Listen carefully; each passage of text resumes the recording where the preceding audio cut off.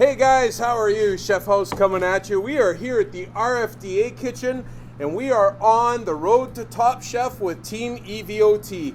We've got our sous chef here, Michael Jordan, who's doing up some beautiful jalapeno peppers for our amazing dish. Byron Logan is down on the end. He's our pastry chef. We've currently got him doing some fine diced onion. And I'm here working with a really cool ingredient. This is alligator.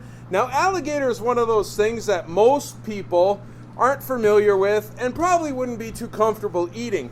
But alligator meat is beautiful stuff, and no, it does not taste like chicken. I mean, of course, there are certain elements in the protein that kind of give it that feel, but at the end of the day, I think it's more of a cross between a nice, beautiful, firm pork and frog's legs. Now, alligator is a very firm meat, and one of the things that you'll find when you get the alligator is that there's going to be some tendon and sinew, and sometimes you're going to have a little bit of entrail inside the meat. Don't let that deter you. It's very easy to clean. So what we're going to do is slide the knife up underneath, and we're just going to remove those pieces. You don't want to take away the meat, so if the knife goes too deep, just get back in there, and we're going to work underneath. And again, you can see that the meat is very firm, and we're just going to try and keep it as close as possible. So we want to save this meat because it is an expensive meat as an import meat. So we're going to work our way around and just make sure that we have the actual sinew removed, because that's the stuff you don't want to be eating. Now, we are making this beautiful dish. It's called bunny chow. And one of our chefs, Kyle Smith, he's one of our sous chefs, came up with this beautiful idea that he came across online. And bunny chow was developed in South Africa in the 1940s, and it's a street food. In South Africa, what they do is they take a whole loaf of bread, and typically they cut it into 4 pieces, which they call a quarter bunny. They hollow it out, and they fill it full of beautiful curries, stews, chilies, and they serve it as a street food. So we're doing our spin on this bunny chow dish.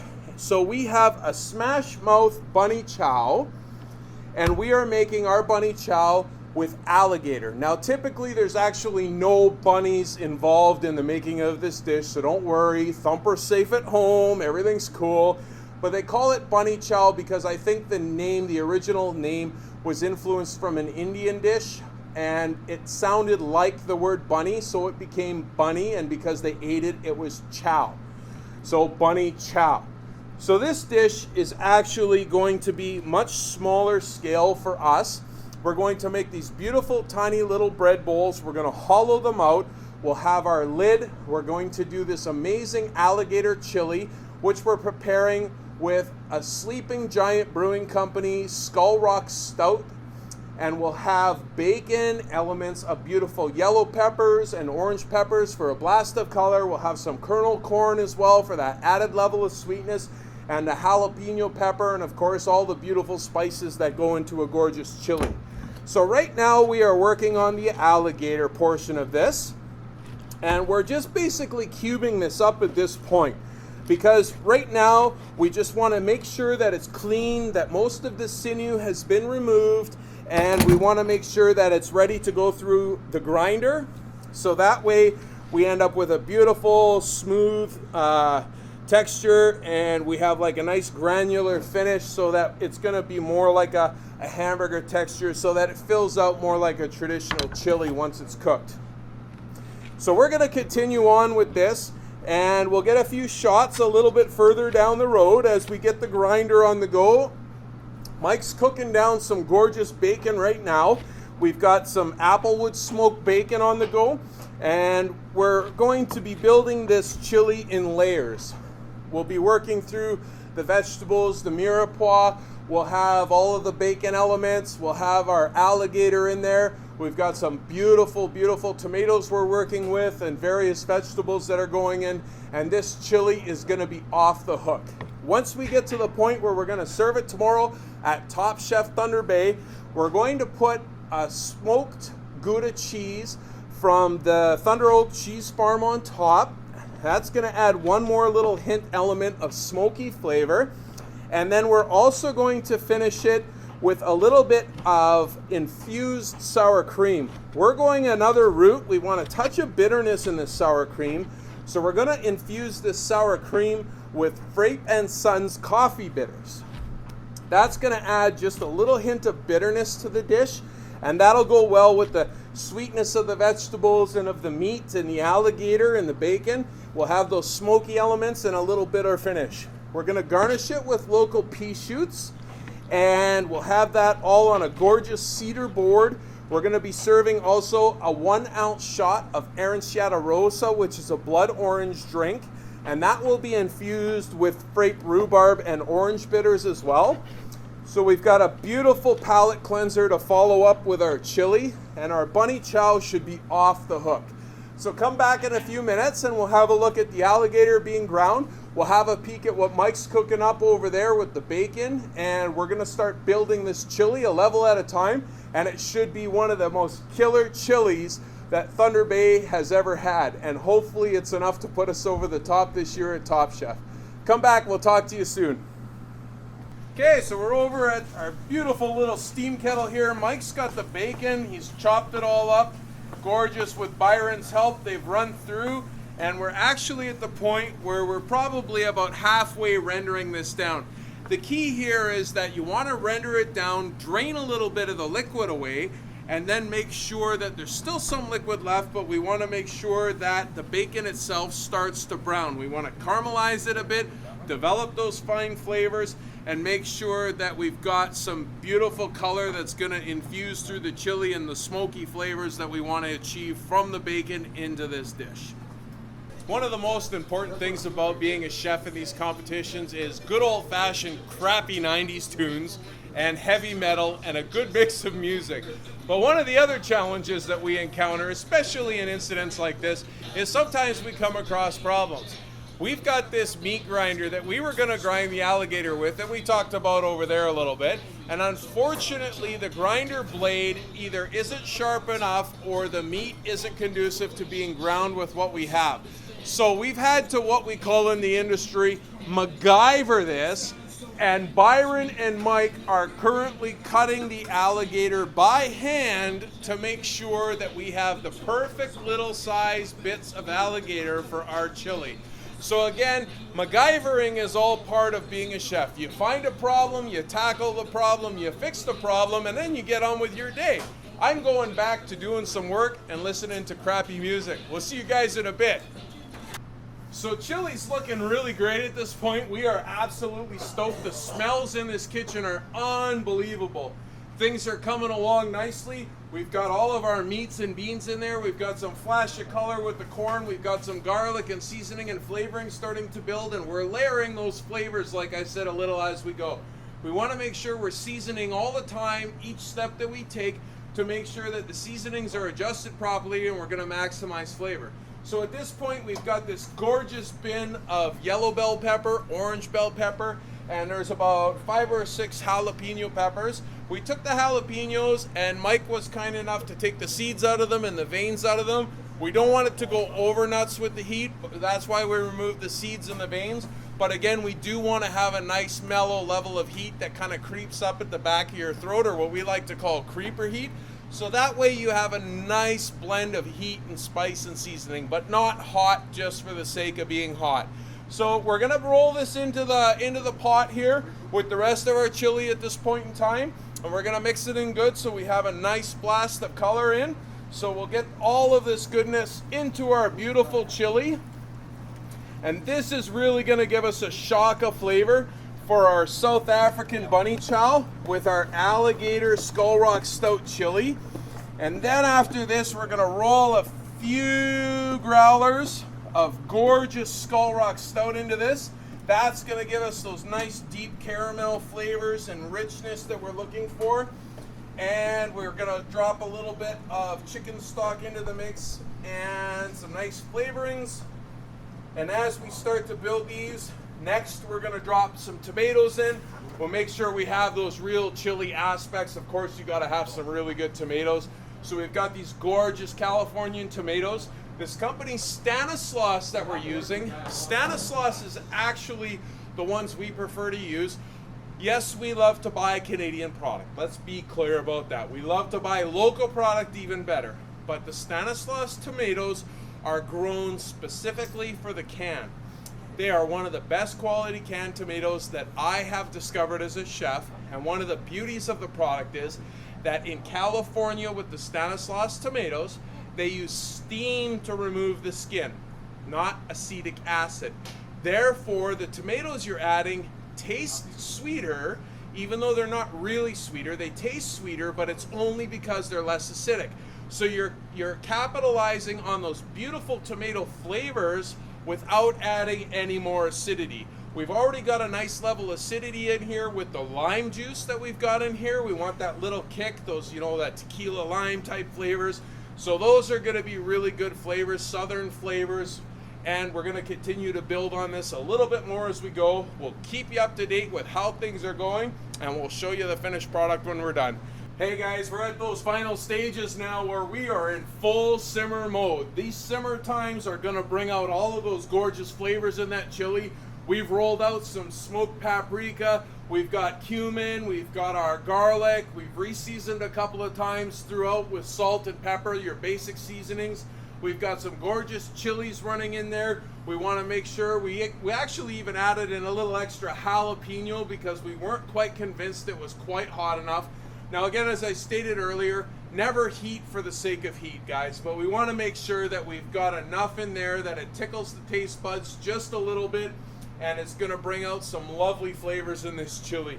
Now this chili is going to have to simmer at this point for 5 or 6 really good solid hours, so that everything starts to break down and meld together, but we don't want to hard boil this at this point.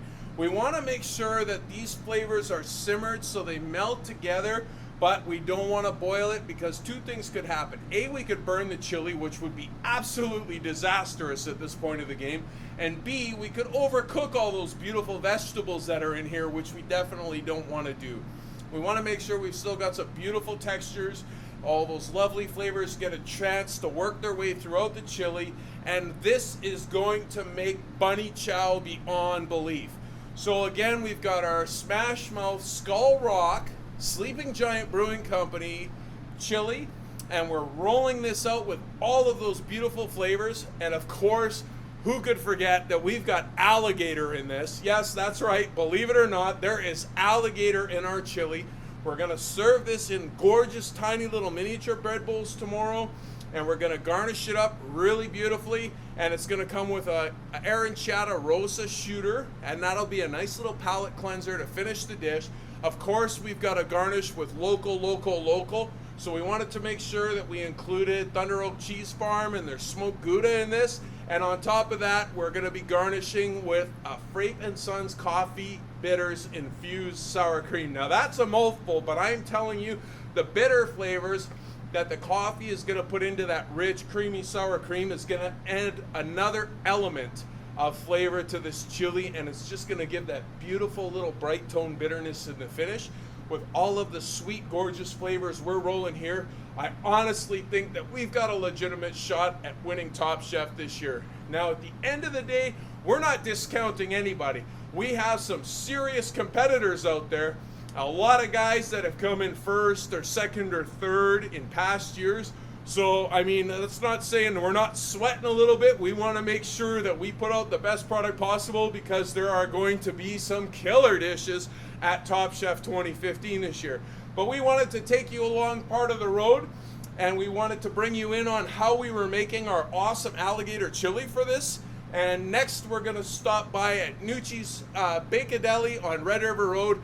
The Nucci family, they've done an amazing thing for us. They've loaned us the kitchen at their bakery so we can bake some serious volume bread because we've got to make 600 little bread bowls for this, and we're going to do that in a few hours. Again, it's going to be a 30-hour straight run for us, and we'll all be stuttering and stumbling by the end of this. Worth every minute. These competitions are great for the community, great for camaraderie between chefs, and a great way for us to share flavors with you guys, the public. So stick with us, and we'll take you up to Nucci's in a little bit where we're going to be making some amazing bread. So we'll talk to you very soon. Chef House, EVOT, Man, we're on the ball. It's coming, guys. Title belt, let's hope so, but we'll see what happens. Hey guys, Evolution of Taste, dude, we're rocking out. We are up here at Nucci's Deli, and we're here with pastry chefs Alan and our pastry teammate. He is an amazing pastry chef, Byron Logan. We're actually at this point gotten our chili done. It's sitting nicely down in our other kitchen we're working at, and Nucci's Deli has been kind enough to loan us their kitchen facilities to make this bread, because they've got this beautiful oven that's actually allowing us to do 10 times the amount of bread we would be able to do in the smaller ovens at the other kitchen. So like I said, Nucci's Deli, we're up here with our pastry chef buddies. We're making the bread for our chili cook-off at our Top Chef competition down at the Victorian a little bit later today. We're all a little bit tired at this point. We've been rolling 18, 19 hours. It is currently 4 in the morning, and we have been at this all day, but we are not giving up, and we're getting geared up for this competition, and it's not gonna end anytime soon. So we've got this beautiful, beautiful, soft white dough that these guys have handcrafted, made from scratch, and we're just in the process of rolling it and getting it trayed.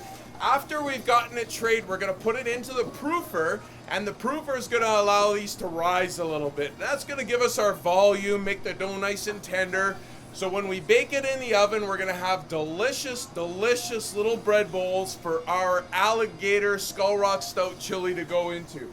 This is going to be the vessel in which our Smash Mouth Bunny Chow lets you get our beautiful chili into your actual mouth. So we're rolling some dough here, and what we're doing is we're cupping our hands, and as we cup our hands, we allow the dough to roll across the table. Now that tightens up the dough and gives us a nice smooth texture on the top of the bread, and we lay these out, and we're actually just rolling out the dough as we go.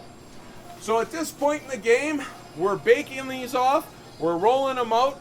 Byron and Alan have helped us out. They're our team members, and we can't tell them how much we appreciate all their hard work today, because without these guys, we'd have been here till tomorrow, and that's a day late for the competition, I'm telling you. So we're looking forward to getting the rest of these proofed in the oven. We'll take you over to the oven in a little bit, and we'll let you have a look inside this big, beautiful oven and see how all of this bread is coming out. So we've loaded these guys up on Red Bull. They have rolled 620 of these gorgeous little buns. And as you can see, we're baking these off, and these are the little beauties that are going to hold our Skull Rock Alligator chili. These gorgeous little buns, we've been working on these since 1 o'clock, 2 o'clock this morning, and they have turned out magnificently. Alan and Byron have done a great job.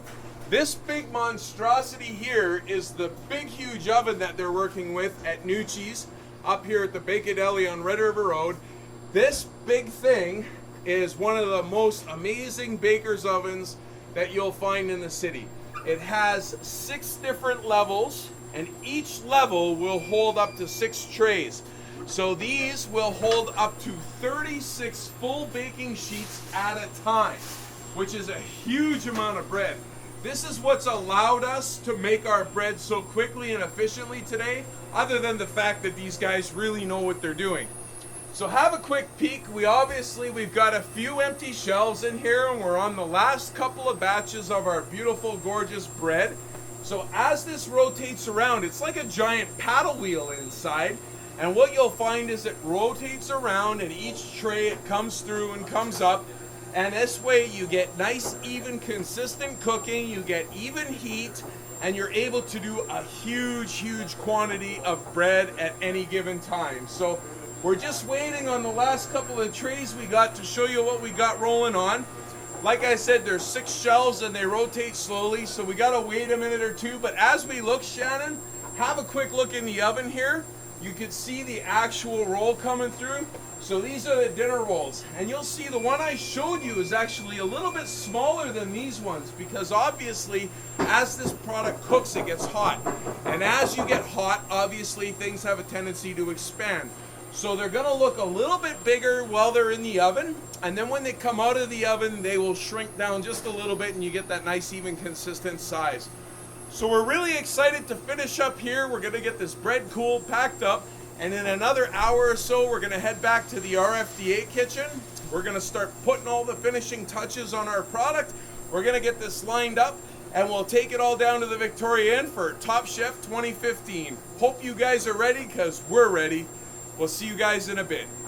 Hey guys, Chef Host, we're back. We're doing a great thing today with Top Chef 2015 at the Victoria Inn. We're currently 2:15, so time is coming down and we are almost ready to go. Top Chef is gonna be amazing. Now, we've spent a little time in the last 20 minutes. You've been watching some video, and that's actually stuff that's been spread out for us over the last 18 or 19 hours. We've done chili, we've done building flavors, we've done some preparation. Then we went all the way across town and we baked fresh bread. We've got all of our bits and pieces and parts put together, and now it's looking like we are finally ready to go. So we really wanted you to see this dish assembled before we took it to competition. So you guys, in essence, are getting a sneak preview, even though you're not actually going to get to watch this till after Top Chef. But you'll be able to see what's going on, and we're so excited about our plate, we wanted to show you what's going on. So just a quick recap here. We are looking at Bunny Chow. Now, we had these phenomenal little menu talkers made, and what we've done is we've explained Bunny Chow. We've given you our spin on it, but we wanted people to understand, just like we're explaining to you, what Bunny Chow actually is. So what we've got here is the original Bunny Chow. What is Bunny Chow? We've got a little graphic here kind of explaining what Bunny Chow is, but I'm going to read it to you just so you have an idea as to a recap of the whole thing. The original Bunny Chow was created in Durban, South Africa. Now, this was done in the 1940s. Now, it was an East Indian based dish, and that's where we think the name came from. And originally, it was a name that was in East Indian cuisine that sounded like Bunay or something like that, and it came out to be in South African with their little drawl they have in their language. It came out to be bunny, and because they ate it, it became Bunny Chow. Now it became this amazing culture of street food, so they've got this Bunny Chow and they sell it on the street corners. Now, typically what they do is they take their loaf of bread, they cut it into four, and they stuff it with amazing curries and stews and chilies and other great things, and they sell it as street food. And it is one of the most popular things in South Africa, and it's even trickled to other countries like London and England. They have a huge Bunny Chow following. So typically it's a hollowed out vessel of bread loaded with curry, thick chili, or stew. And we loved them too, so we wanted to bring you our version. So our version is Evolution of Tastitude presents a smash mouth South African Bunny Chow. And you know what? You could tell, and we're not even going to make a cut here. This isn't even going to make the outtake reel. You can see that I'm stuttering and talking a little bit and spitting my words. But at the end of the day, it's because right now we are running on like 24, 26, 28 hours straight. I've had a 1 hour nap in the last 2 days. So we're tired, we're excited, we're full of energy, we're exhausted, and I don't know how we can be all of those things at once, but I am telling you, we're geared up, amped up, and ready to go for this competition. So our Bunny Chow is a Skull Rock Stout, which is made by the Sleeping Giant Brewing Company right here in Thunder Bay, Alligator chili. And that's going to be in our beautiful little bread vessel. That is going to be topped with Thunder Oak Cheese Farm smoked Gouda. And it's going to have sour cream, which we've infused with Justin Frape and Sons coffee bitters. And we're going to have it garnished with microgreens, which we've actually got these beautiful little pea shoots, and they're absolutely delicious. And if I was a bunny, this is what I would want to be eating. And we're going to follow that with a nice little palate cleanser of Aranciata Rosa. Now that is blood orange, and we've infused that with rhubarb and orange bitters, also from Frape and Sons. Those guys do some amazing things as well. So we're going to have this beautiful dish. It's going to have levels of sweetness and smokiness. It's going to be meaty. It's going to be delicious. There's going to be a hint of what we call creeper spice. As we mentioned a few minutes ago on this video, we talk about spice, for flavor, spice for enjoyment, not spice for the sake of just being hot. So we're gonna have all of those balanced out with this smoky little finish on top with this beautiful Thunder Oak Gouda. And we're gonna have this little touch of cooling sour cream, and we wanted to infuse it with the coffee. Now you're saying, man, that Chef House, he is a nut bar putting coffee into sour cream. But at the end of the day, that hint of bitterness and that little touch of smokiness that the coffee is going to lend. We use Wolfhead Coffee in our infusion for this, and that's another great local company. So that's going to balance things out. We've got this beautiful bread. It's a nice, heavy, dense bread. These are the ones you saw us making a little while ago in the video at Nucci's Bacon Deli. They were cool enough to loan us their kitchen. So this is going to be gorgeous. So what we're going to do is we're going to take our little bread. This is our bunny chow bread. We're going to cut the top off of that. So the top's coming off that bad boy. Now you want to take this top, set it aside, reserve that. That's going to be a little bit of garnish later on. So now you can see we've got the inside. The inside of this thing is just gorgeous. It's soft, it's supple. We're just going to take our finger and we're going to run around the inside and we're going to pull out that bread. I'm going to toss this chunk of bread. You won't be able to see this to my sous chef. And he's going to say how delicious is it. How delicious is it? It's fucking fantastic. Oh my God, we're going to have to bleep that out, but that's okay. Well, maybe not. We can do like the Trailer Park Boys. We're online right now. We're all tired. It doesn't matter what we say, right? Anyway, we'll bleep it out just in case your kids are watching. So we took our bowl. We took our beautiful little bowl here. Now we've got this gorgeous chili, and you see it's sitting a little bit crooked. I am actually going to just take the knife, and I'm just going to take a little teeny tiny corner off. Oh, Michael Jordan, I hit the garbage can. I took that off, so now it's going to sit flat. We'll take that off so you can see it's going to sit flat now. Okay? Now, we're going to put the chili in this. I'm going to take it off our presentation board because if I miss, we're going to get a chili stain on that board. And it's all about nice, clean presentation and finish. So we're actually going to fill it off the board. So we've got our gorgeous, gorgeous chili. Like, I mean, you could see that. Oh my God, I could just eat that until I went into a chili coma. I'm telling you. So we're going to take this chili and we're going to take a tablespoon. And it doesn't seem like much, but 1 tablespoon. Like I said, this is Top Chef and this is a best bite competition. So this seems really small, but it's all about 1 or 2 bites. Each dish that people are creating for this competition, the 13 other chefs or 12 other chefs that are involved in this, they're creating dishes too. And the premise for this is that we're going to have 550 people in the room and they're each going to get like a 3 or a 4 ounce bite. That way they'll have 13. That is a huge meal in itself. So you get all these upper echelon products that are completely delicious and you get 12 or 13 of them. They're going to blow you away and nobody's going to leave hungry. I guarantee it. So we're going to take this, we'll place it on our board at this point. So we've got a gorgeous little corner here.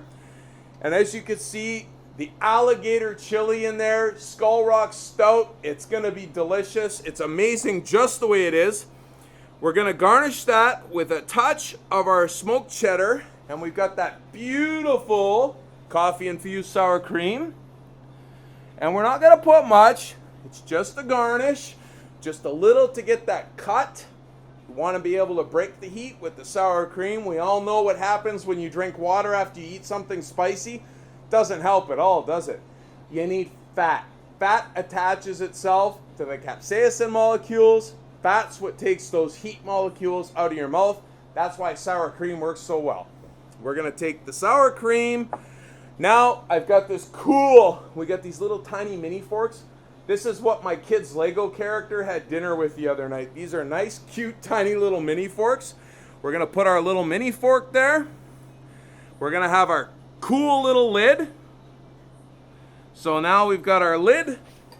We're going to put a couple of these gorgeous, gorgeous pea shoots on the board, just as a nice little green lift.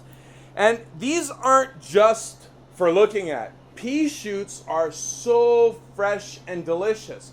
It's almost like going into the garden and raiding your peas. I'm telling you, they taste absolutely delicious. So now we've got some green color, we've got some beautiful height, we've got our little lid, you can see everything that's going in there, and of course, Aranciata Rosa with rhubarb and orange bitters shooter. Now this is just the 1 ounce palate cleanser. So at the end of it all, this is what we're looking at, guys, boys and girls. You get a clean shot of that. Can you see that on TV over there? I wish you guys had like smell-o-vision and taste-o-vision, because I'm telling you this is worthwhile. But can you see that? I'm telling you this is delicious. How's my sous chef? Can you see a good shot of that? You're looking at this, is beautiful. I am telling you, smash mouth bunny chow, Skull Rock Stout, Alligator, beautiful smoked cheese, Frape coffee infused sour cream with a cool fork, homemade from scratch bread, and an Aranciata Rosa shooter. I think we've done everything we can to make a fantastic dish that's gonna knock the socks off people. Our presentation is great. We've got cool boards to put this stuff out on, and you can even smell the cedar. This is fresh cedar, it's untreated. Don't use treated cedar, by the way, because you could get some chemical leaching. Always use fresh, untreated wood. I hope you guys have loved this. I hope you guys have had as much fun watching as we have putting together.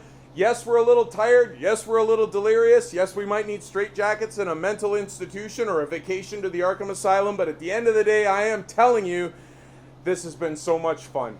So we're going to get packed up. We're going to get loaded up. We're going to head to the Victoria Inn and see what everybody else is up to. And if we're lucky, we might get some footage of the other guys and what they're making, and girls, of course. And we'll be able to see some of the delicious flavors they've come up with. And hopefully tonight, if we're very lucky and the culinary gods are shining on us, we might come away with the title. Check us out. We'll see you in a little bit. Pleasures. Anyways, I think House is in the house. Can we have like some rap, or can we have some like real music here? One each, Judge. Yeah. House, what's your song? What's your go-to song?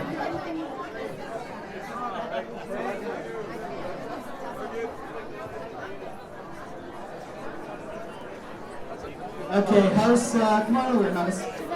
I think House is going to make my job really easy today. House, okay, I'm gonna just let you take it away. Go ahead, man. Thank you, sir. Always a pleasure to see someone of your stature in our humble little house. Absolutely. So tonight, guys, we have brought to you from Evolution of Taste and Tune. We've got an amazing South African bunny chow. Now, this doesn't mean we've injured rabbits in the making of this dish. Bunny chow is a dish that was developed in the 1940s in South Africa in a region called Durban. Now, bunny chow is just the name of the dish. It's a street food, and what they did is they cut these into quarters. They cut a loaf of bread into quarters. They would hollow it out and stuff it with curries and chilies and stews, and they would sell it as street food. So we did a very decadent, elegant version of our South African bunny chow, and ours is a smoky alligator chili with Skull Rock Stout from the Sleeping Giant Brewing Company. We've got all kinds of beautiful fresh vegetables in there. We've got yellow and orange peppers. We've got everything that we've put into this is fresh. It's in a hand-rolled little bunny chow bread vessel. We've got our smoked Gouda from the Thunderoid Cheese Farm. And on top of that, we used a beautiful little company called Frape and Sons Bitters. We used their coffee bitters to give our sour cream. So we infused our sour cream with a coffee flavor. We've also got on the side some beautiful little pea shoots for a touch of freshness and color. And as a little side to that, we've got an Aranciata Rosa shooter. Now that is a little blood orange shooter, and that is also infused with Frape and Sons orange and rhubarb bitters. Now that is meant to be as a shooter for after your chili, so we've got a little palate cleanser, gives you a little fresh, crisp shot after you've had this beautifully rich chili. and we decided that we didn't want to do styrofoam plates. So for the entire room tonight, we decided to serve on these beautiful cedar boards that were donated to us from one of our benevolent sponsors who's helped us out over the last few weeks. Without our sponsors, we wouldn't have been able to be here tonight. I mean, how do you guys like our new jackets out there? Aren't those cool? So those came from Impact Promotions, and we've had like Gore Motors, Honda, East Coast Outdoor. We've had a million places really help us to be here, and we feel really humbled to be up here. And we only hope that our dish has shown them their due in the trust and faith that they've put into us on our dish tonight. So, Chef, I'll give it back to you, and we'll see what our judges have to say about our offering. We went very simple idea, and we elevated and made it as elegant and cool as possible to make it an interesting dish to kind of tempt your taste buds tonight. So hopefully we did a great job of that for you. Well done. Well done. Okay, so Richard, take it away, buddy. A couple of my favorite things here, bread. The bread is fantastic, nice, soft, flavorful. The chili inside is amazing. A little more, I like my chili with a bit more heat, a bit more chili, a bit more cumin. Again. Exactly, and you should have just made me a special one. Yeah. But absolutely phenomenal. What I really like about it, it's a bite. It's something probably I could make this at home, probably not as well, but probably pretty close. You could serve this as a big dish, as a small dish. From what I hear, you're a pretty darn good chef yourself, so I'm sure you could make it at home. So it's, what we can do is elevate the heat a little bit, but again, I just wanted to state for the people in the room, we were cooking for the masses tonight, so we really had to be careful and balance heat with no heat. So hopefully we hit it on the mark to kind of hit it in the middle. Definitely. That's going to explain to you about cooking for the masses, which I refuse to do. Your little shot on the side, that deserves its own bite. Thank you very much. I'm very pleased that the cedar board, what really excites me about this is it's local. Everything about it is local. You've taken local components, you put it together into something amazing. The flavors are great. The chili, I'm looking forward to having more chili at some point because I understand you're actually selling this chili. Well, we won't be able to do the alligator in it because of restrictions, but we're actually going to hopefully be launching a beautiful chili in stores to go along with our lifted kilt Scotch whiskey barbecue sauce sometime in the next month or so. Great, and that bite was an alligator bite. Thank you, Richard. So it's a good start to base our chili on. Thank you very much. The chili was really tasty, and I love the little baby bread bowl. Fantastic there. I appreciate the shot that was on the side, but the bite itself was really quite good. And like I said, I really like that you chunk it like that so that we could just have the one bite there. Thank you. For sure. Oh, it also included my very favorite SmallRig, so that's a plus as We well. actually didn't break the rules with the one bite because the shoot isn't actually a bite, it's a liquid, so you drink it. Again, I'm not taking any marks on that. I really like that part. I really appreciate that. Thank you very much.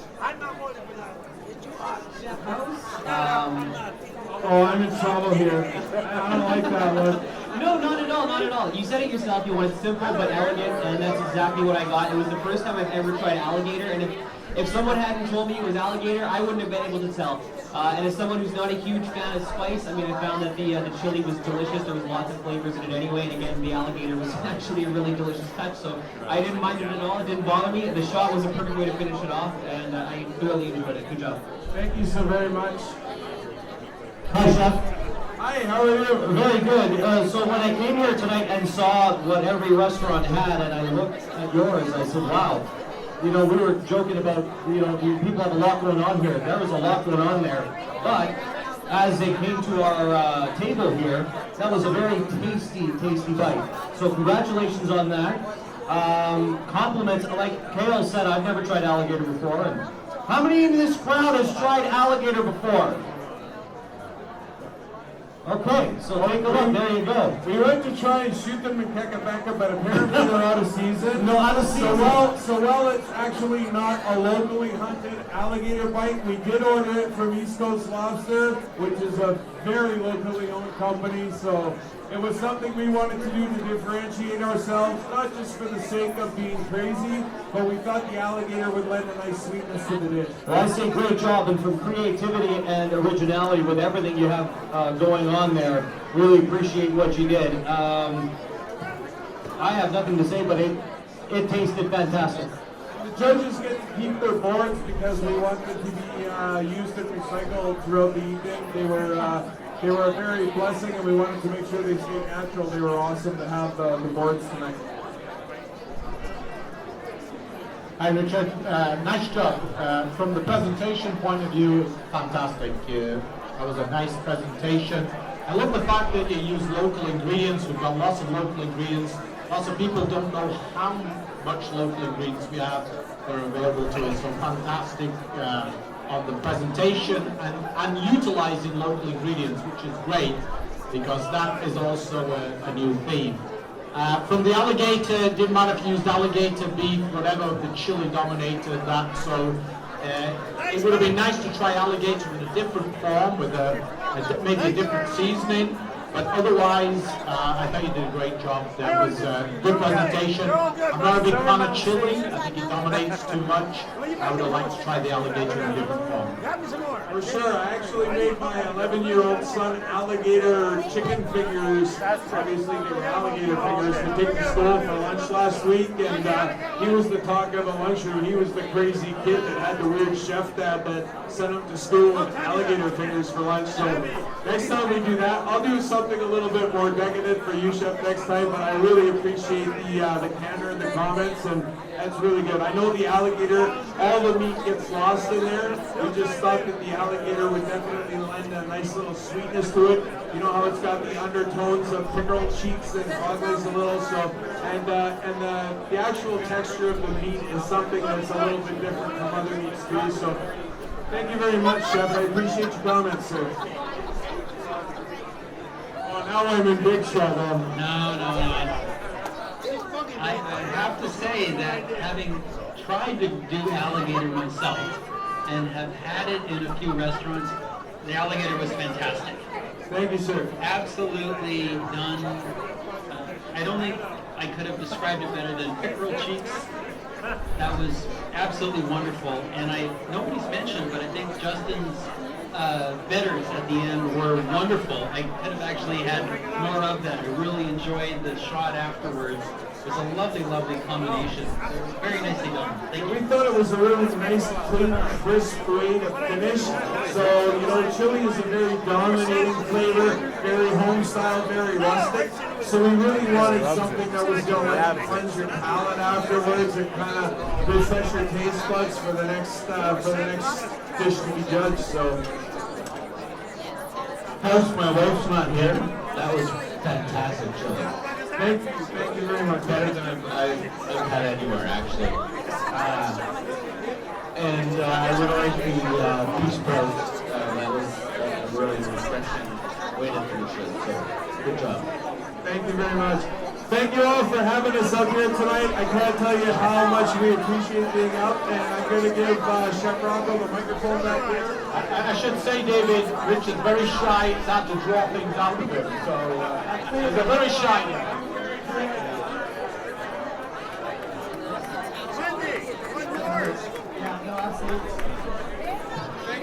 Okay.